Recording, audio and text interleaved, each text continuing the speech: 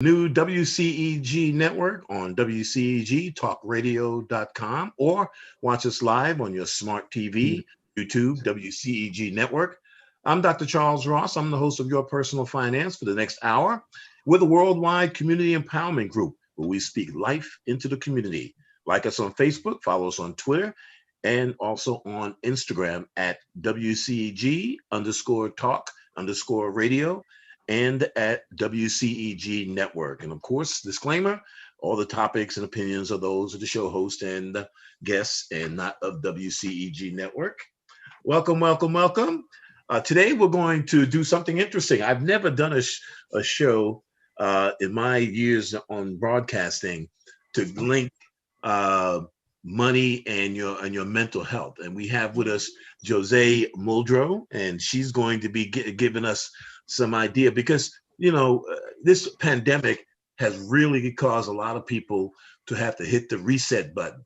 I mean, you have people that have lost their job. You have people that have been evicted, even though there's a moratorium across the country, supposedly. But a lot of people just had to move because they couldn't live where they're living anymore. And then they had to have expenses that they just didn't know about. So there's a lot of anxiety, I think, in the country. We're not even going to talk about the racial stuff going on. That's a whole nother issue. But just the money part is just enough to get people, going. And if you've been very fortunate to have a job, very fortunate to have a place still to stay, a lot of people probably anticipating that something's going to change at some point. That if they haven't paid their rent in 3 months, 2 months, 6 months, eventually they're gonna have to do something. Right. Okay, they're gonna have to do something. If you haven't paid your mortgage, you're gonna have to do something. And so if you've lost your job, if you lost your home and lost your apartment, that's one thing. But the anticipation of what's coming up, the unknown.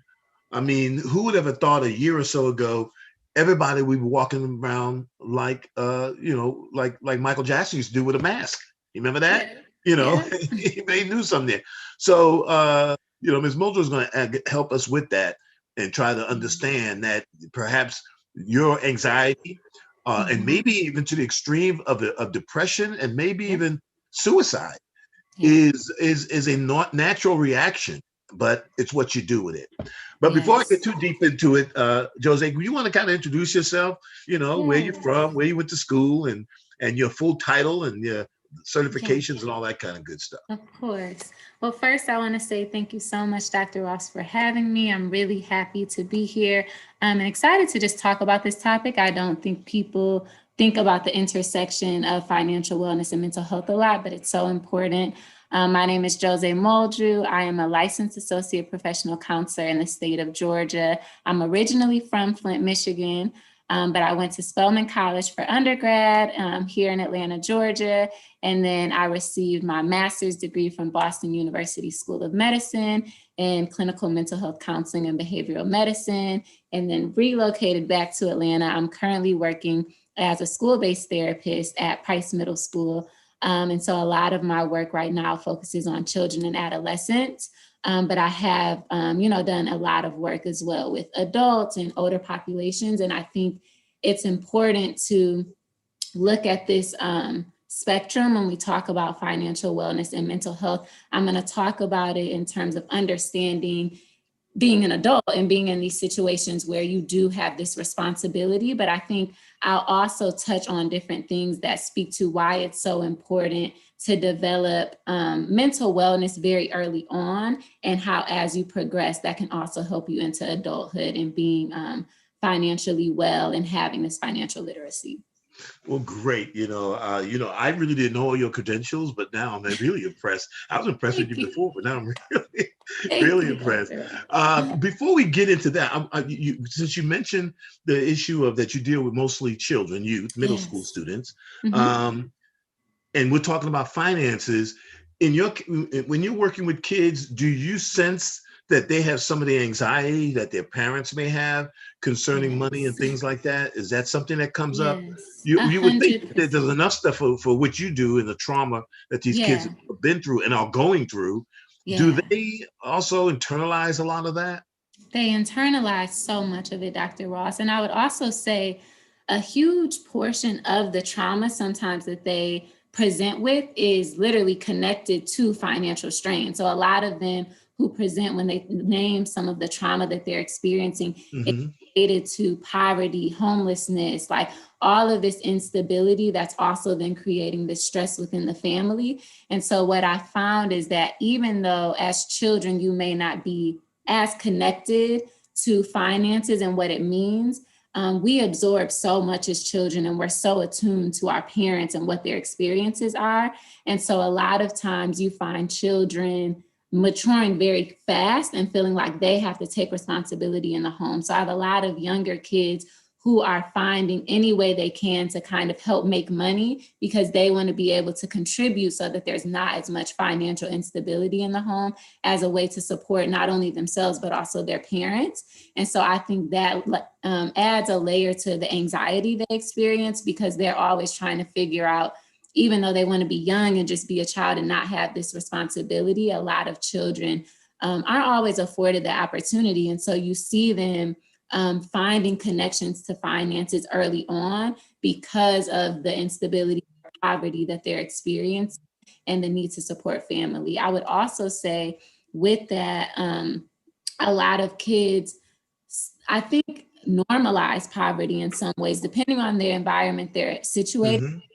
When you look around and everyone around you is kind of experiencing the same thing, you start to not think that like the financial situation that you're in is necessarily wrong or hindering you, because it's like, well, everybody else around me is like experiencing the same thing. So it's normal for us to like have food stamps. It's normal for us to like maybe not be able to support for ourselves in this certain way at this time. And I think with that, that's why it's so important for some of the work to begin young, because if you're situated in an environment where this is just all you know and all you've experienced, you can become comfortable in just staying in that environment and living in that anxiety and just not knowing what's going to come next, but having to prepare for some sort of financial strain to like impact the family. I've done a little research in trauma, and not nearly as extensive as you have, but in the parts that it really challenges me with kids with the trauma Yeah. is how they deal with it and how trauma affects the body, and as an educator, how it affects their learning and their Yes. brain, Yep. and we don't understand because we don't, we think that, because the brain is inside our head, we don't Yeah. see the damages that is being done, Right. neurons and all that kind of stuff. Is just one of those mystery things, but we see it in the product, and that they're not able to cope with the situation that they're dealing with. I was talking with a student today, a young lady, 14 years of age, 8th grader, and she told me, well, I'm moving and relocating to another area of town, and that was her last day at school. And so I started talking to her, and she said, well, yes, I live with my 17 and 18-year-old sister. And you're thinking like, wow, Yeah. how does that work? Her mother's in a nursing home because she had I think an aneurysm or something on her brain. But the point is that you can only imagine what this child has to deal with in just coming to school, and let alone the financial issues that may come up with. I just know when I was growing up, I grew up in the project, so I do empathize with some of these kids, but I don't remember ever worrying about whether there was going to be food on the table. I never worried about where I was going to stay that night. I had a home, I was going to be there. I never, worried about that. That wasn't, now I didn't have some of the creature comforts and the latest clothes and all that kind of stuff. But my point is that nobody else around me didn't have that much either. So we were all in the same boat.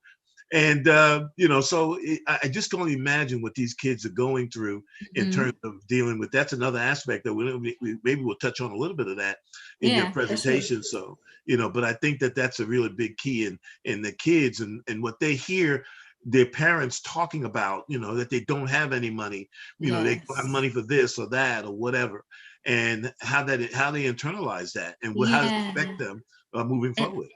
Yeah, and I think that those messages that they receive can be, really harmful in some ways. And it's difficult as an adult because you have to find the balance, right? You want to be realistic and you Right.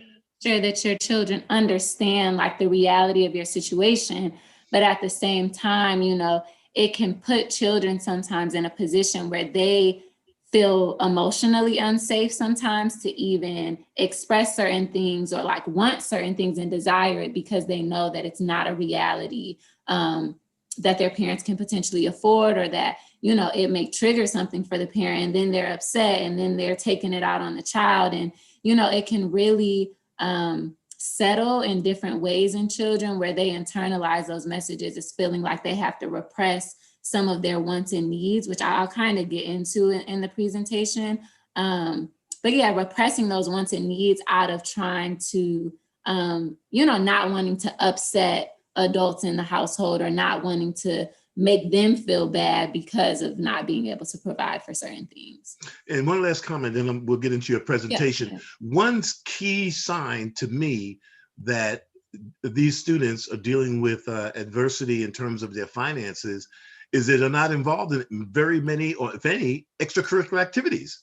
Cheerleading, gymnastics, football, basketball, soccer, baseball, anything outside of the school, and that they count on the school to kind of be their end all and be all, in terms of a resource.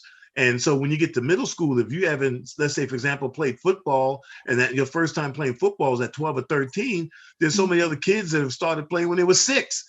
So they're way ahead of you, and that can be frustrating, and they don't have that stick-to-itiveness. So that's one key area that I see where if you don't have the extra money, $100, $200 for registration. I know when my daughters were cheerleading and playing basketball, it was $500, $1,000. It's expensive. Parents don't have that. So that's just a sign of that. So with that being said, let me get into your presentation. Yes. And so we can share. Let me make sure I can find it. Okay, there it goes. All right, and let me start from the beginning, and you just tell me when you want to change the slide. You can. Okay, you can go down to the 3rd slide with the brain. Okay, that one. Oh yeah, we can start here. We can start here.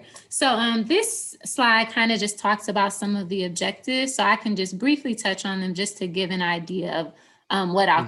So we're kind of going to define financial wellness and mental health and just what it means. Right. And then we're going to go through Maslow's hierarchy of needs, which is essentially a concept that was created by an American psychologist to kind of help us understand the progression of our basic needs and how we get kind of to the top of that pyramid.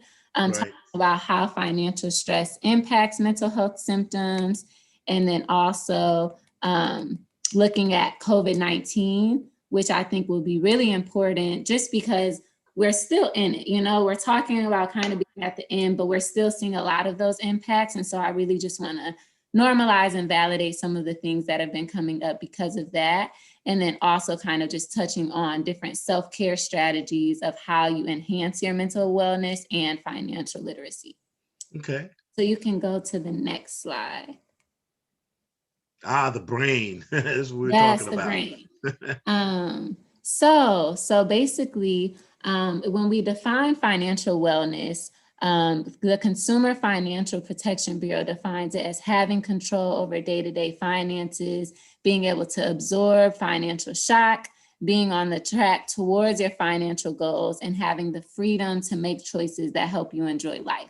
So for me, financial wellness really comes down to your ability to manage finances day to day and how those support your overall goals in life. One of my favorite parts of the financial wellness definition is this idea of having freedom. So a lot of times I think people think financial wellness is about wealth, right? And just how much money you can make. But it's so important to, money is important. We like wealth, but to shift sometimes from that into this space where you can think about how it's impacting mental health and overall wellness and the freedom to just live life, right? So having a certain level of stability, and a big part of that goes into how well you're managing your mind so that you can then make these other decisions to be as effective as you want to be. And so, and let me layer on top of that. Yes, of course. Back in the 90s, I was writing a column for the Atlanta Journal-Constitution, which is the major newspaper here in Atlanta. And I asked my readers a question. And the question was, should high school students have to take a course on personal finance and pass it, okay, in order to Mhm. graduate. Understand what I just said? Not only just take it, but pass Say. it in order to graduate. And Mm. 93% of the respondents said yes. And so the challenge is, when you talk about financial wellness, the thing that comes to mind is that where do you learn, how to manage your money? Right. Uh, Literally. when I was growing up, I mean, I can't think of, you know, any place, and of course I'm a little older than most people, but uh, but I didn't learn about finance. I had to bump and bruise and make mistakes, and Yeah. then finally, I came to the place where, and that's what really launched me on a path of personal finance, writing books, and all this kind of stuff. But my point is that we don't learn about personal finance, financial. We don't. One of my one of the financial people that I respect a lot said that they're changing the vernacular from financial literacy to financial capabilities. And Yes. really, they say that because they're saying that financial literacy is something wrong with you. Like, are you literate? Mm. So financial capability is your ability to do so, but you don't learn it anywhere. So when you Right. talk about financial wellness, having to control over your day-to-day finances, well, how do you learn how to do that? You Right. know, now, did you learn any of that stuff when you were growing up? I Did you have any I experience with that? No, I would say it wasn't as readily available. I feel like I didn't even get into that till college, honestly, or like maybe in Hmm. high school. And even then, it was more so because I was really blessed to have like a good support system with my grandparents who were like putting me in these extracurricular activities or programs Okay. that were like creating opportunity for that. But I think besides that, I think a lot of times parents don't even have the knowledge yet. So the children really aren't getting, any sort of education around this and how you develop financial literacy. And so then it becomes something that later in life you're kind of teaching yourself. Um, Hmm. it's hard because a lot of times by then you've already experienced some of these different mental health impacts as a result of financial strain that pushes you towards being like, okay, I need to figure this out. I need to figure out the steps that help. And the reason I put this image of the brain is because when we think about mental health, we define that as like our emotional, psychological, and Hmm. spiritual well-being. And so it affects how we think, how we act, how we feel. And when you think about financial stress, right, or how the two interact, the left hemisphere of our brain is really like our analytical mind. It's literally responsible for numbers, for certain critical thinking skills, for processing, all these things. And so imagining that if you are not in a mentally well space and you haven't been able to prevent certain financial strain from coming about that might be bringing up other mental health symptoms. So anxiety, depression, things that are going to Mm. already be impacting your brain in a different way. You don't have access to that functioning in the same way to where your brain is not even operating to where they can perform the financial literacy tasks that you would need to be successful. And so And, go ahead. oh, go ahead. Go ahead. Go ahead. I was No, just going to say, what I I was gonna think, say is that to me, not yeah. having knowledge about finances and understanding how things, financial things work in the world, Hmm. is almost akin to if you gave your a child the keys to your car, but you never taught them how to drive a car. Right. What's going to happen? They're going Yep. to have a wreck. They're going to bump into stuff, Yeah. until they get that knowledge of how to, work a car. And Yeah. so, I have to tell when I do seminars and workshops, I tell parents and tell adults, and I say, forgive yourself for the things that you've done because you didn't have the knowledge base to Yep. really understand. You had to learn it on your own. Yes. It's almost just like how a lot of times kids learn about sex. They learn it from their friends. Well, their friends Right. don't know any more than you do. And they're Yeah, going to literally. perpetuate myths and lies and Yep. untruths and all this kind of stuff. Yep. So yeah, so it's very key that they perpetuate a lot of things that kind Yeah. of challenges us to be successful in our life that we just haven't had the training for. Right. But I digress. 100%. Go ahead. No, no, no. I'm happy you brought that up. And I like that analogy because I think it's the same thing about thinking about mental health, specifically in communities of color, there was always so much stigma around it, to where we are just now fully embracing that idea and leaning into it. So even when it comes to parents being able to manage themselves emotionally and modeling and being able to teach that to their kids, like if you never witnessed that growing up, and so now you don't really have the capacity to regulate because you didn't learn what it looks like to really take care of and nurture your mental health, or to even feel free enough to express what might be going on for you emotionally. It's kind of the same thing with that crash course. Like, you don't know how to show this to your kid. Like, you don't know how to create that space because it wasn't created for you. So what I found is that for a lot of the intersection between mental health and financial wellness, it's literally kind of trial and error, like learning as you go, because a lot of it is just teaching yourself and figuring out what works for you and how taking care of one can lend itself to the other. And also, I think the other side of it, folks think that when they're in a financial drought, let's say, and they barely have money to pay Peter, let alone Paul, and and they think more money will solve their problem. And to some extent, that might be true. But if you, as my mama used to say, if you a fool with a little money, you'll be a fool with a lot of money. Right. And we see that. Right. We see entertainers and athletes having tens of millions of dollars, and you're like, how did they blow that? Mm-hmm. And so having more money won't necessarily solve the problem. If you don't have that structure, you don't have that education and knowledge to help you know what to do with it. It's almost like, okay, I'll get a faster car. Yeah, well, if you were driving bad with a little clunker, you're gonna really be in trouble with a Corvette or a Maserati or something like that. So, more money doesn't necessarily solve all your problems. You need a certain amount of money to, be functional and deal with Maslow's hierarchy needs. But other than that, then it's kind of like, I like to quote movies. Forrest Gump said, there's only a certain amount of money a man needs or woman needs. The rest is just for show.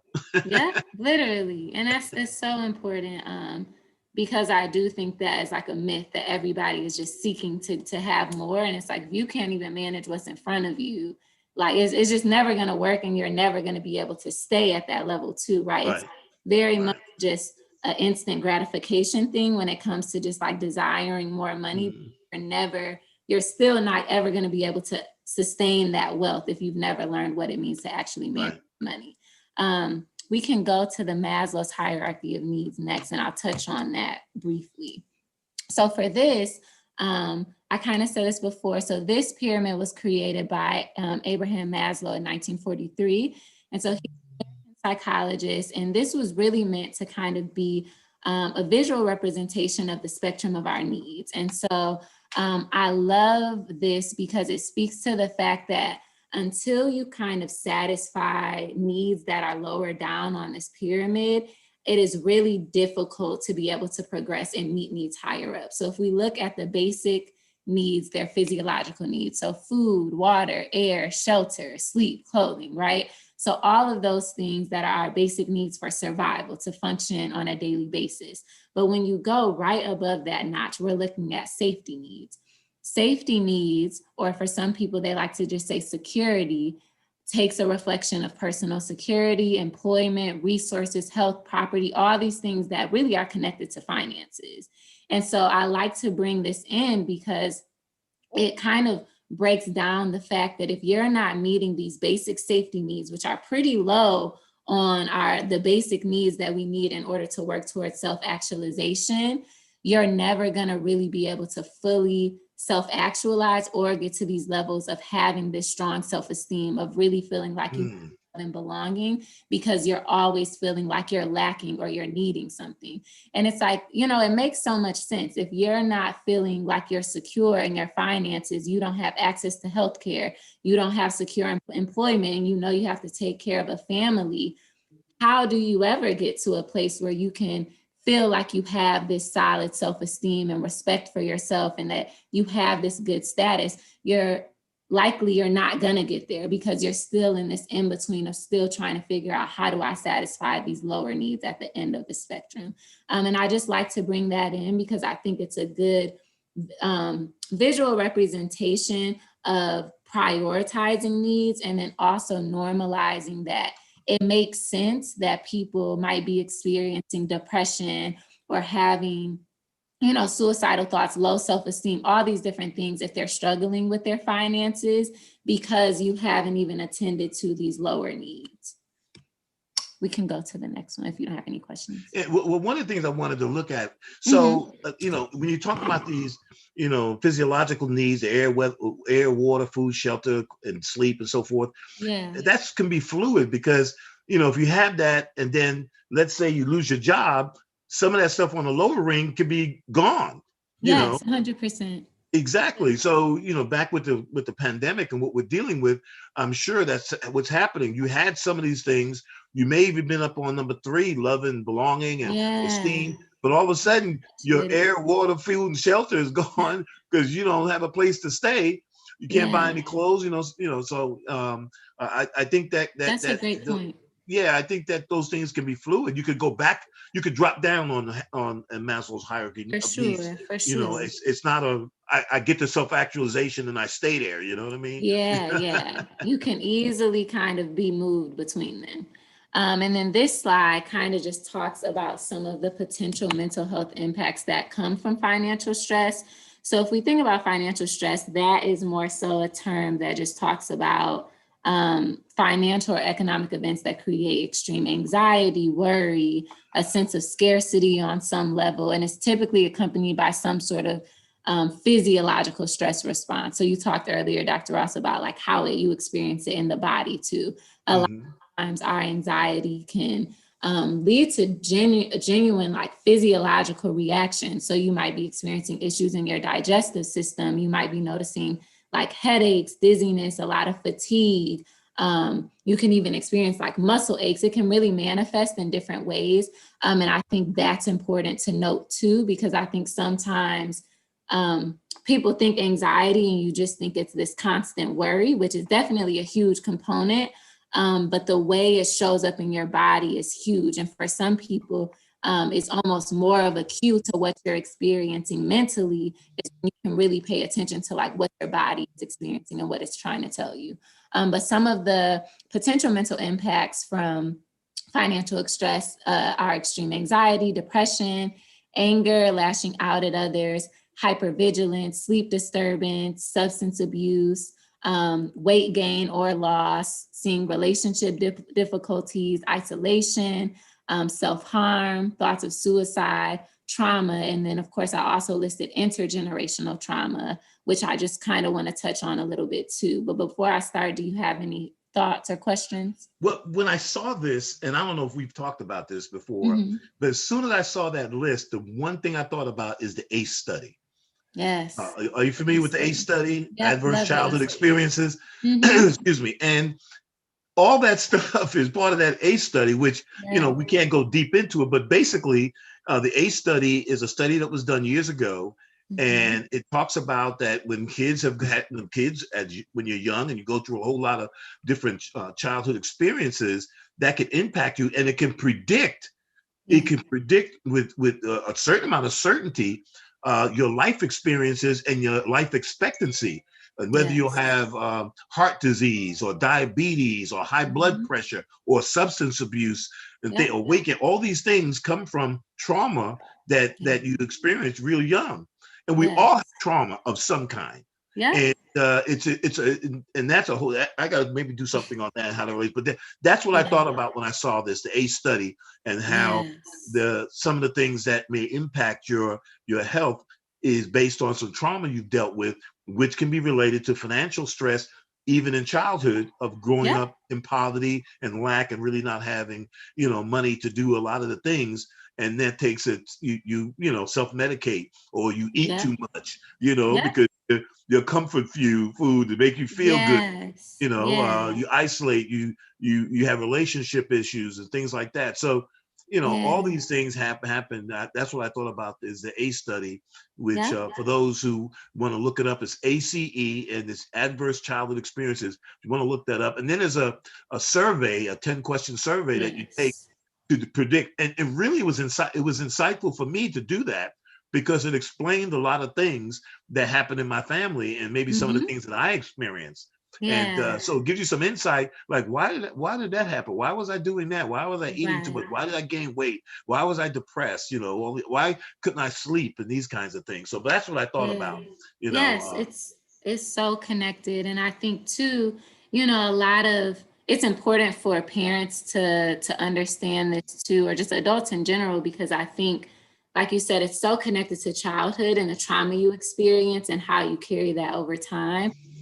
A lot of times, especially when we're talking about the weight gain or loss one, I always get a lot of questions around that because people don't usually connect that always, or they're like, how does that manifest? And you sometimes see a lot of parents shaming their children around like gaining too much weight or doing these different things, but Mm, understanding that it's really a trauma response or like a direct result of their environmental stressors and experiencing this poverty. Or even if you look at the idea of being like in food insecure environments where you're not even having access to more nutritional foods or buying things that might help them with regulating body weight, because all they're eating every day is McDonald's or the things that they can afford, right? Because hmm it's within their means. And so even that can contribute to overall health and how you develop over time. And it's also still connected to the idea of financial stability and what we have access to based on our means. Um, excellent stuff. yeah. And then last thing I just want to say for this slide, the intergenerational trauma. This is so important for me to always highlight, just because a lot of times, specifically in Black communities, financial instability or just poverty has really been passed on for generations and just in cycles.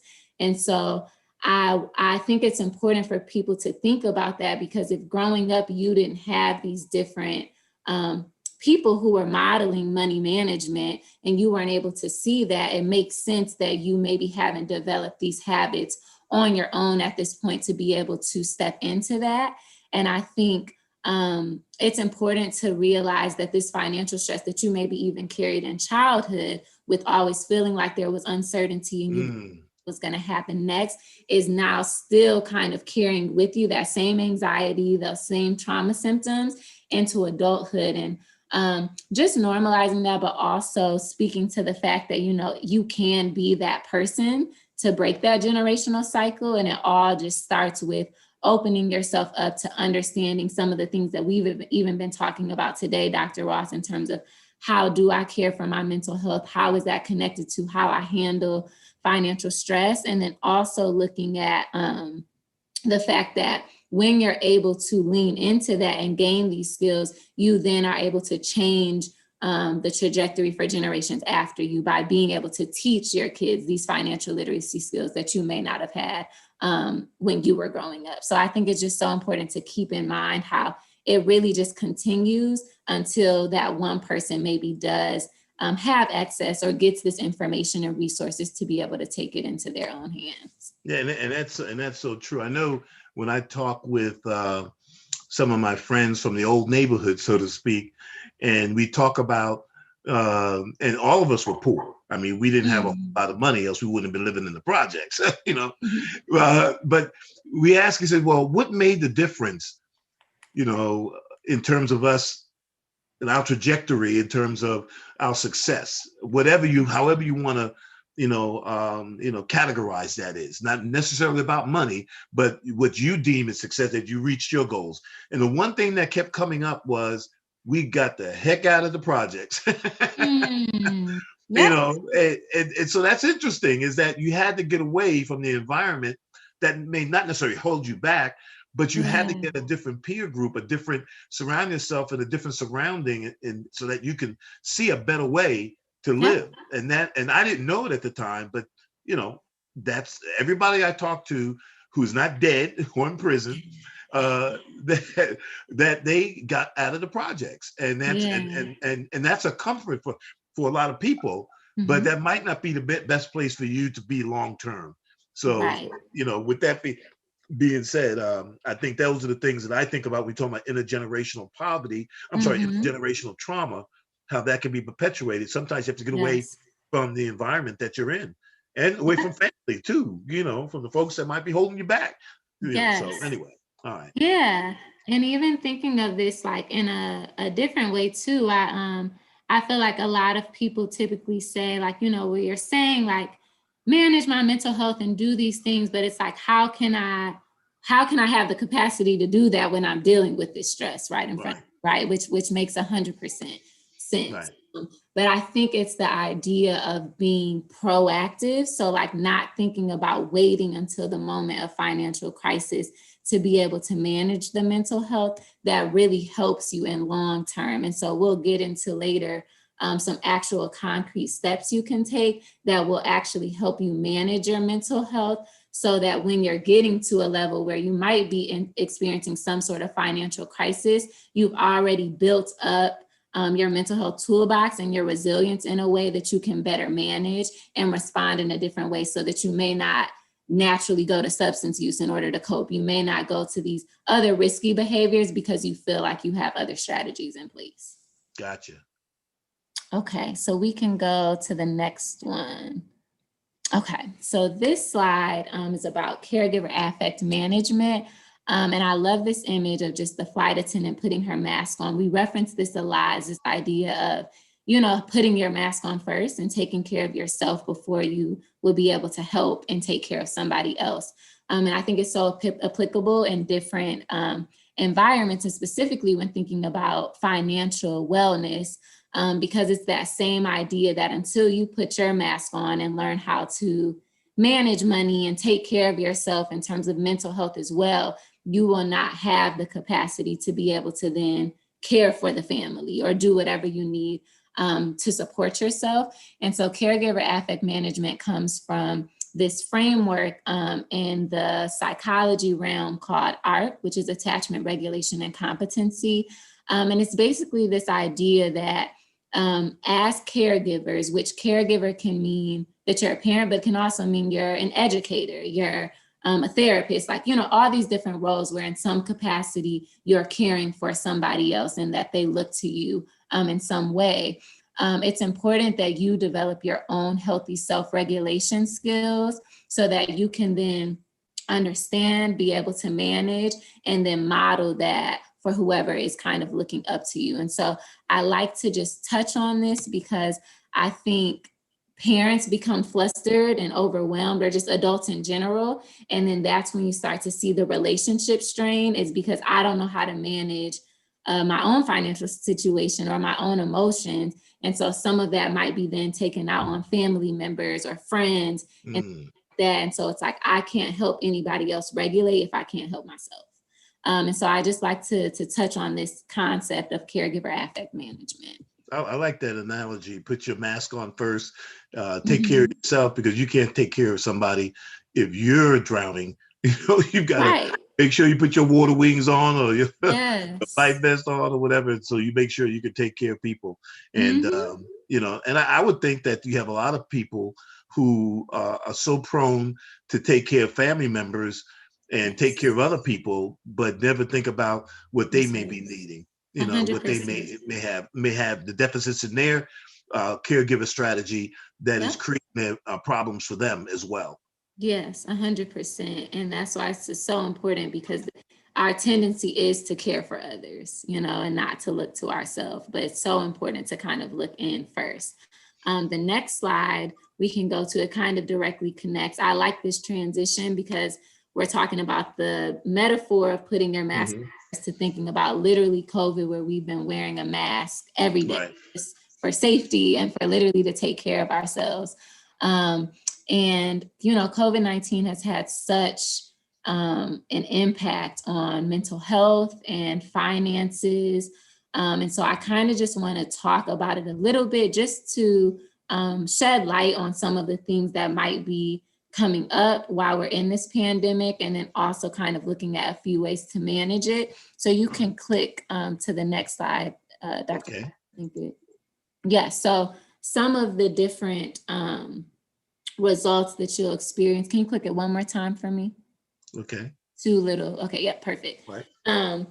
So some of the mental health impacts we've seen so far as a result of COVID-19 are anxiety, depression, increase in the amount of substance abuse, trauma, grief and loss, feelings of hopelessness, fatigue, among many other things. And I just wanted to point these out too, because this is actually the biggest peak the mental health field has seen in years in regards to people seeking therapy services, Wow. which is huge, and in some ways, really big for us, because it finally is putting people in a space where they're prioritizing themselves and their mental health needs. And it's also caused us to get really creative when we look at telehealth and doing virtual sessions. It's increased access to mental health in tremendous ways, but at the same time, very disheartening, because it's clearly like we're having this extreme peak because of the severity in which people are experiencing these symptoms and really kind of feeling like they're at their breaking point. How has, in a normal time, Yes. if we can remember when it was normal, that you would come and see a therapist, Mm-hmm. how has the,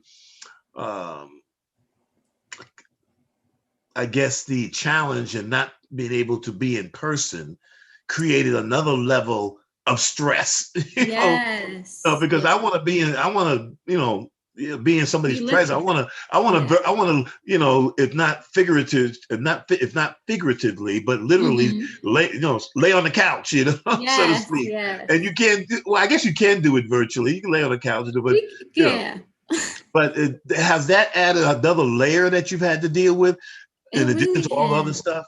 It has. I mean, I think, you see a lot of different sides. For some people, they've loved this idea of telehealth and, being able to stay in the comfort of their home and, not feeling the stress of making it to this office for the appointment and things like that. But I think overall, for majority of people, it has created a layer of stress, not only for them, but also the therapist, because a huge part of therapy is like really establishing that safety in that space and really kind of using the connection in the room to be able to bring things out.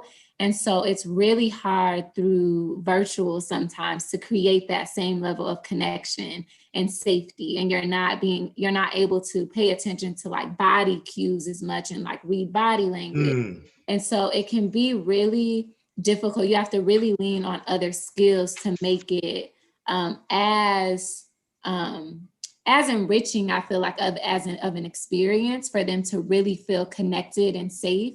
And then I would also say for the client, for them to feel, just validated and warm. Like it's hard sometimes to feel those different things through a computer screen. And so I think that does create a different level of stress and almost even disconnection in some ways, that if they were in person, they would have been experiencing a different level of feeling supported and comforted. But I would say it just has really pushed us as clinicians to get innovative to try and alleviate some of that stress and kind of empower the client a lot in terms of letting them kind of take control of what they want this experience to look like, how they want it to be, giving them some freedom. Because we create a lot of like games and interactive things through virtual to kind of engage them. And so I think it gives them in some ways more of a role. So I think that can be helpful, but I feel like overall for people, you prefer the in-person connection. And I think one of the things that I thought about, my wife and I love to go and get massages. And I like to Yes. think that, going to see a therapist, and I don't know if this analogy will work, but this is what I thought of, is that when you go to get a massage, they cut the Mhm. lights down, you're laying on a nice, soft, bed or whatever. They've got some nice music playing. They've got some aromatherapy going on. So they're creating an environment that lets you lean into the massage.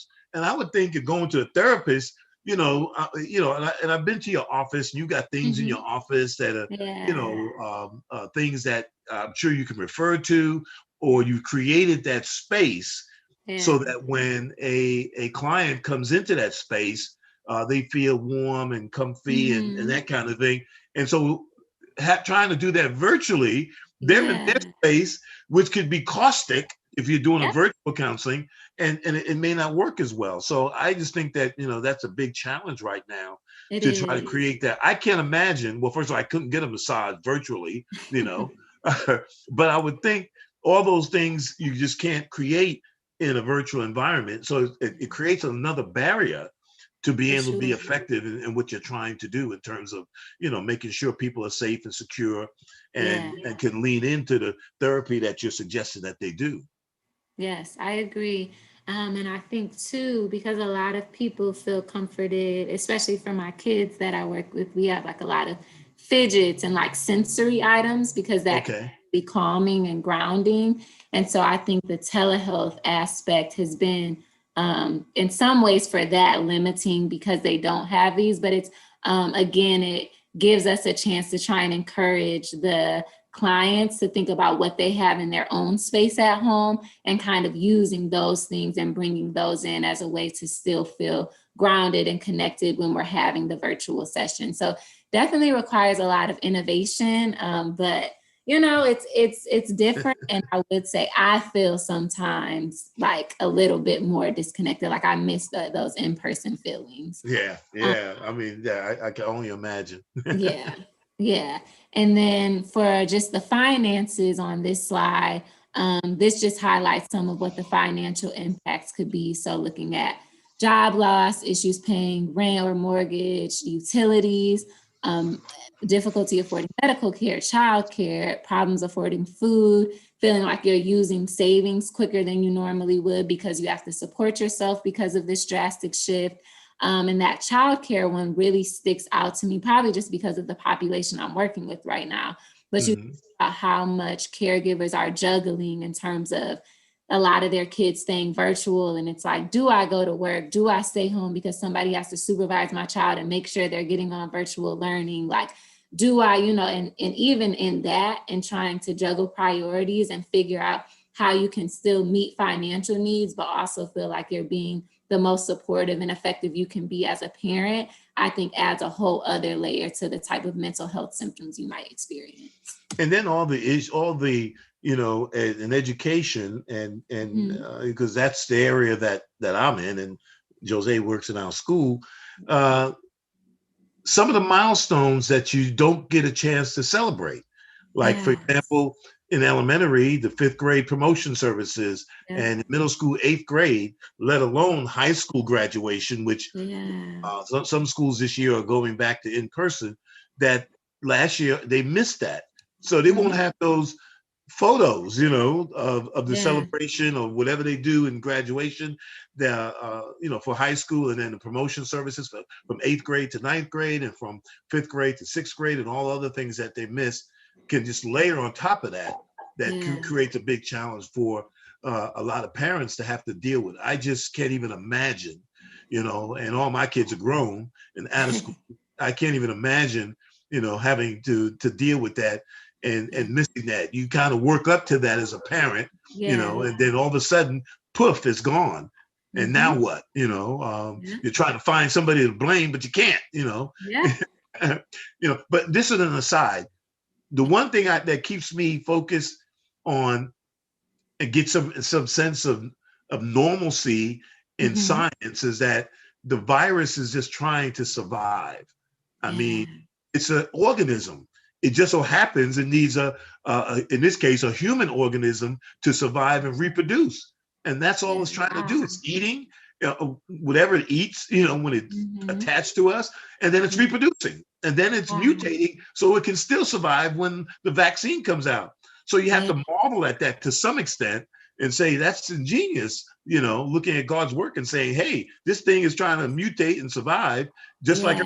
everything else, just Wow. like, you see what I'm I saying? I mean, hadn't heard that. I like that though. I think I mean, it's so true. even in now, we're trying to, if humans are trying to mutate, and I don't mean mutate Mhm. like Marvel superheroes or anything like that, they're Yeah. trying to adjust the way they live, Right. okay, and so they can survive, and how successful.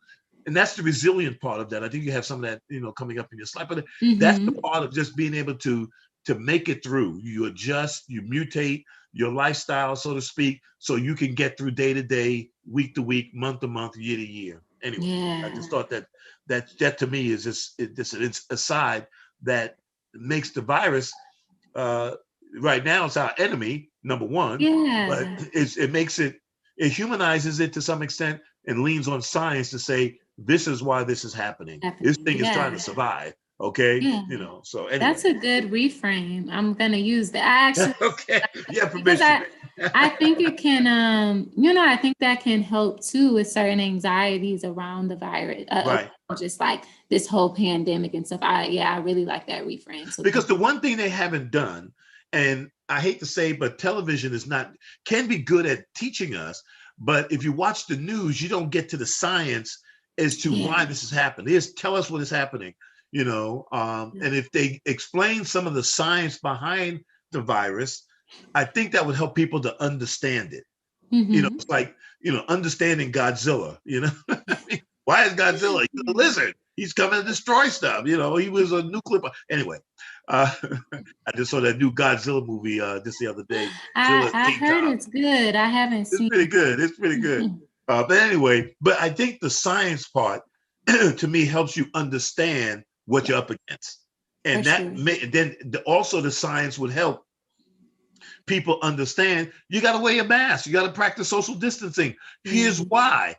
And yeah, so I think that, oftentimes that I get to the point where I'm saying maybe the education system has failed a lot of people because they understand. Didn't you have biology? Didn't you understand viruses and bacteria?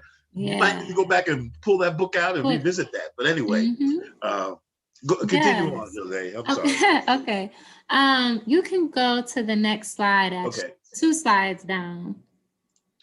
I'm going to All touch right. on self-care. Yes. So this is kind of where we get into just talking about some of the concrete steps I was saying for how you actually take care of your mental health. So I wanted to just start with like, what do we mean when we say self-care? So this is a word that's, very popularized now. It's kind of thrown around.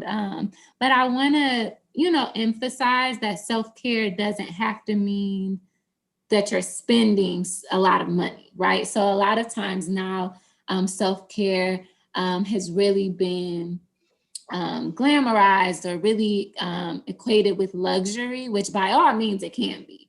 But I think it's important to think about the small ways that you can also care for yourself, especially when we're looking at populations that are really trying to focus on saving or building a certain level of financial wellness. And so they don't want to spend everything on self-care and taking care of themselves.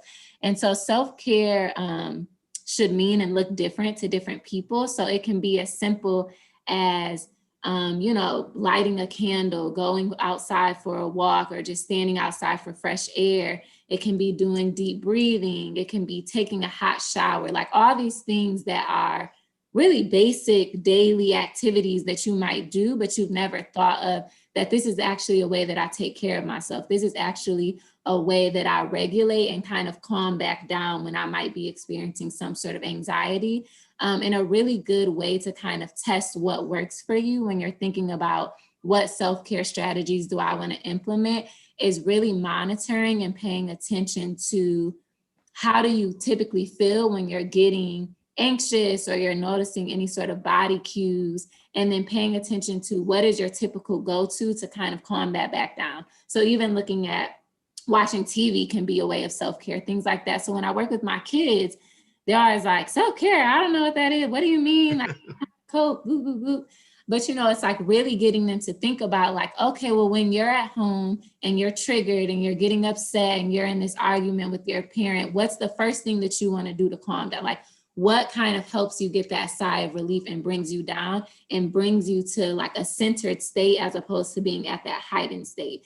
And, it might be for them like going to play basketball or like going outside or take a walk, just walking away from the situation. All of those small things can be considered self-care strategies and are things that you can start to implement daily into a routine and ritual so that you're maintaining your mental health on a daily basis. So not waiting to the point where you're at a heightened level or you're in crisis, but looking at, okay, how can I use these things that calm me down daily as a practice so that I'm kind of already building up this toolbox and this sense of resiliency for when I do encounter different stressors. So do you think that you recommend that that people do self-care on a daily basis? I do. I think for some people that feels too much. So I always encourage whatever feels realistic. I like to say at least do one good thing for yourself each day, one form of self-care. But I also think like weekly, or now I wouldn't go as far as monthly. I think at least weekly, from my opinion, you should be doing something to care for yourself. And I think daily is actually more realistic than people think. It's just a matter of really identifying what are the tangible or the little things within your home that are ways to care for yourself, even if it's taking those 5 minutes at the end of the day before bedtime to like reflect or meditate, or the first thing when you wake up in the morning, you spend that time in a specific way doing like a gratitude exercise to start your day. Anything that kind of helps you center, that's technically self-care. So you can think about how to do it in smaller increments of time so that it doesn't feel unmanageable for you on a daily basis. Awesome. Yep. And then for the last few things, I know we're getting towards the end.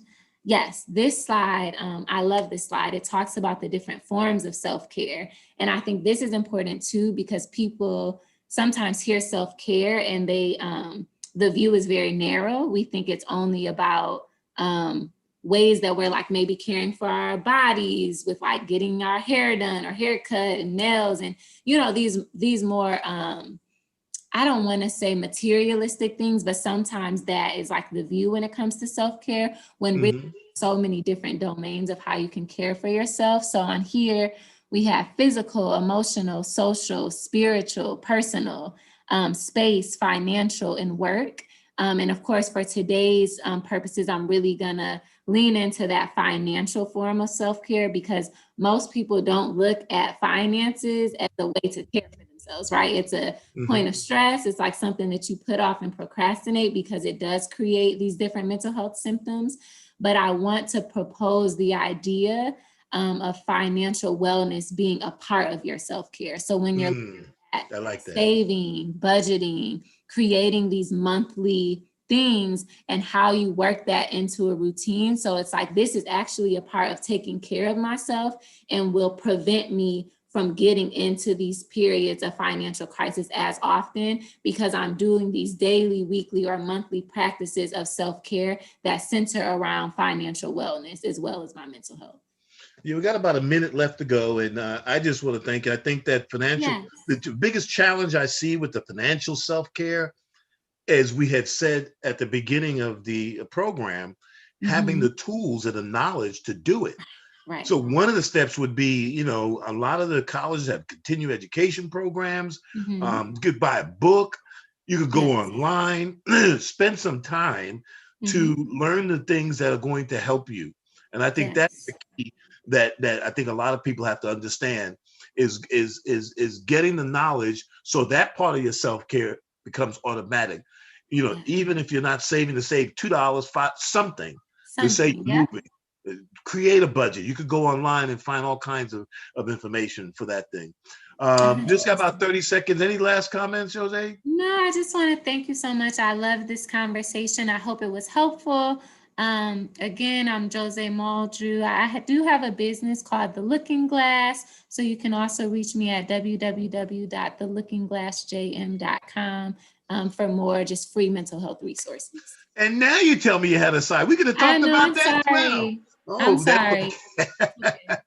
Well, you're gonna have to send me that information so we can share it on the social media. Okay. Yes. Okay. All right. Well, thank you so much, Jose. This is Your Personal Finance with Dr. Charles Ross. We'll see you next week at this same time at 5 o'clock.